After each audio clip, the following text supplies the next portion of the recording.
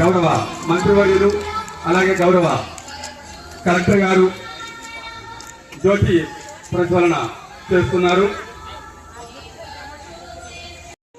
ఈ శ్లోకం యొక్క అర్థం ఏంటంటే మనందరం కలిసి నడుద్దాం, కలిసి మెలిసి మాట్లాడుకుందాం, ప్రేమతో మెలుగుదాం.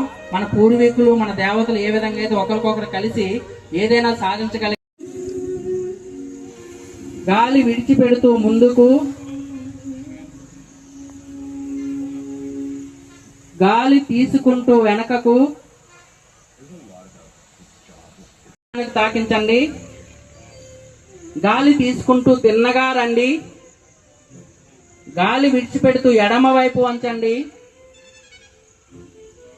గాలి తీసుకుంటూ తిన్నగా, విడిచిపెడుతూ కుడివైపు.